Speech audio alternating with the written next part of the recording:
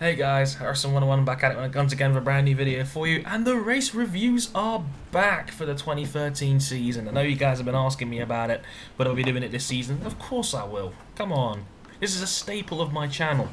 But yes, as you can tell, we are starting our 2013 race review series in Australia with the very first race, and it was a cracker. Kimi Räikkönen is back. Mind you, in some ways he never left. He wins the Australian Grand Prix in dramatic fashion, making that two-stop strategy work so well for him. Being able to run that two-stopper and being able to remain rather quick the whole way through is what won him this race. I mean, he was never really directly involved in the action. He always just kept himself, in contention, and when the other guys had to pit 3 times due to their tyre deterioration, it all just fell into place perfectly for him. So yeah, Kimi Räikkönen said himself after the race, it was easy. He said it the easiest of his 20 Formula 1 career wins, and he just drove it in style. I mean, Alonso was chasing down hard towards the end, but his tyres ran out, and that was that, really.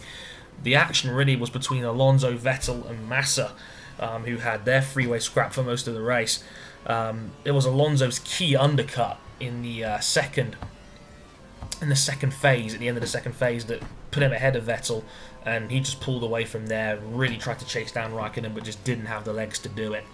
And of course, Sebastian Vettel rounded off the podium in third. A solid drive from Seb, but there are definitely some question marks about that Red Bull's race pace. It seems to have done the opposite of last year. Last year they struggled in qualifying but had great race pace. This time around it seems to be the other way around. They're qualifying strong still, but their race pace was probably quite questionable. But anyway, here is the full rundown of the grid. Kimi Räikkönen wins, Fernando Alonso second, Sebastian Vettel third, Felipe Massa fourth, Lewis Hamilton in his Mercedes debut in fifth, a very solid drive from him, driving his own race.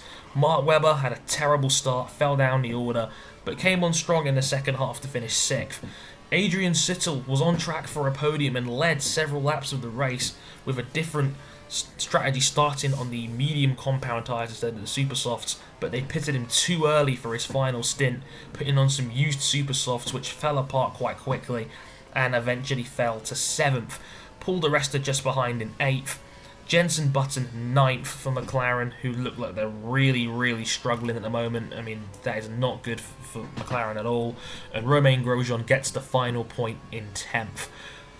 Running down the rest of the grid, Sergio Perez 11th for McLaren, John-Eric Verne 12th. Esteban Gutierrez, a very solid debut in 13th. Valtteri Bottas in 14th.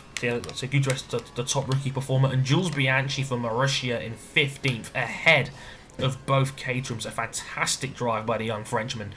Charles Pic 16th, Max Chilton 17th.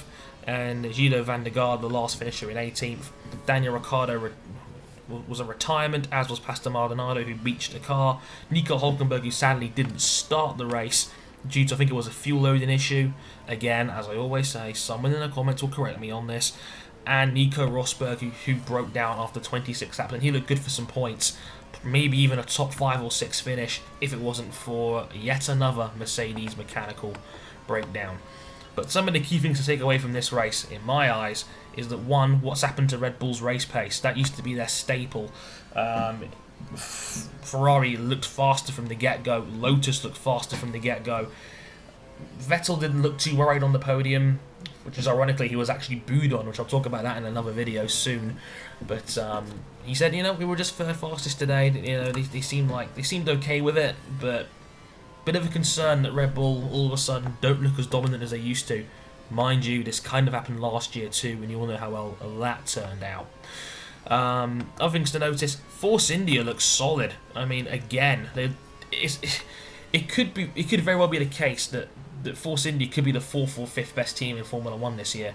It looks like they've turned the corner, and with McLaren showing some severe weaknesses in their car's pace, just not fast enough, Force India could steal some real points down the line. Sutil was running with the leaders for a good chunk of that race, and Paul di Resta was his usual solid self. He started 14th, finished 9th. That's a great drive from di Resta.